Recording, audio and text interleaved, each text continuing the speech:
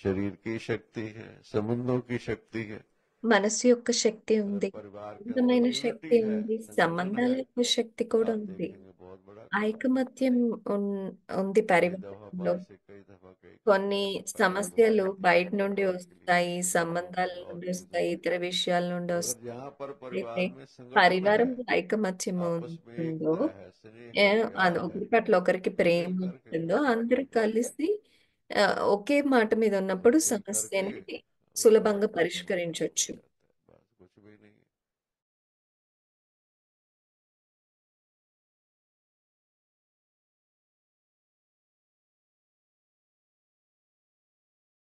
శక్తివంతమైన వారు ताकत అని है तो कोई ఎవరు व्यक्ति తప్పు गलत काम కూడా नहीं చేయరు, करता, వాళ్ళని ఎవరు व्यापार में गलत नहीं ఏడిపించరు करता, కూడా.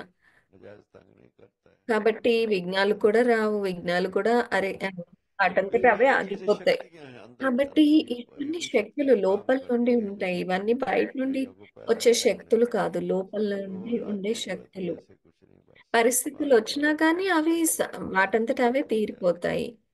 కాబట్టి तो इसलिए वो వేరు क्या चीज ఎక్కడుంది, हुई, अंदर की शक्ति। మూలం ఎక్కడుంది, अगर మనలో ఉండే आत्म जैसे శక్తి, अपनी మన स्थिति లోపల ఉండే स्थिति శక్తి, మన अगर స్థితి. स्थिति पावरफुल है ఒకవేళ మన तो స్థితి परिस्थिति भी శక్తివంతంగా ఉంటే పరిస్థితి वैसा అనేది होगा। అసలు ఏమీ बस లెక్కే ఉండదు.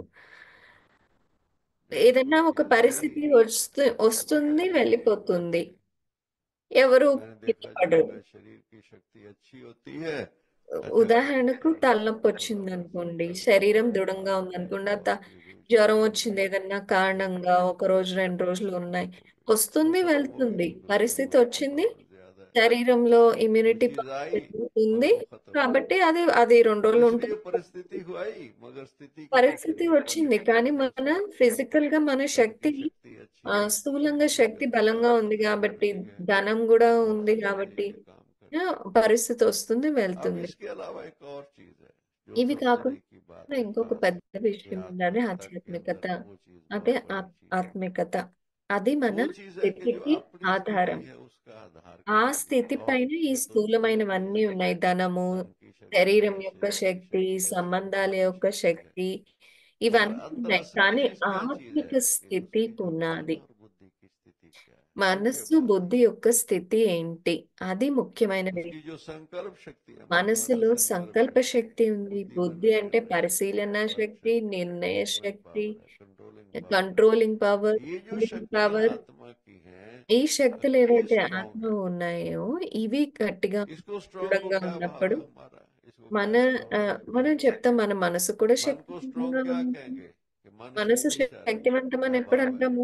దాని అర్థం ఏమిటి? पॉजिटिव है, ఎప్పుడు సదా ప్యూర్ समर्थ మైండ్, संकल्प का पैदा होना, పాజిటివ్ व्यर्थ नहीं होना, సంకల్పాలు అంటే बस। సమర్థ సంకల్పాలు, व्यर्थ जो है సకారాత్మక वो आत्मा को సంకల్పాలు, नष्ट పవిత్ర करते हैं, సంకల్పాలు आत्मा రావటం, पवित्र है, నెగిటివ్ కాదు. व्यर्थ ఈ संकल्प ఈ डाउट రోజు కూడా బాబా చెప్తున్నారు, నెగిటివ్ సంకల్పాలు डाउटफुल ఆత్మను नेचर, బలహీనం जिसे చేస్తాయి. हम कहते हैं, ఆ సంశయం अननेसेसरी సంశయ सोचते हैं। స్వభావం ఉండకూడదు. అనవసరమైన जो मन విషయాలన్నీ कंट्रोल में नहीं ఆలోచిస్తుంటారు. है, అవన్నీ अंदर गलत అంటే विचार మనసు पैदा करता है, కంట్రోల్‌లో गलत లేదు. विचार వ్యర్థ पैदा करता है, సంకల్పాలు शंका చేస్తూ पैदा करता है, ఉంటుంది, సంశయం పెడుతూ अंदर ఉంటుంది, में। అనుమానం और పెడుతూ कई दफा ఉంటుంది. ऐसा होता है। అలా ఉన్నప్పుడు కొన్నిసార్లు మనసు ఇట్లా కూడా జరుగుతుంది. అది బలహీనత.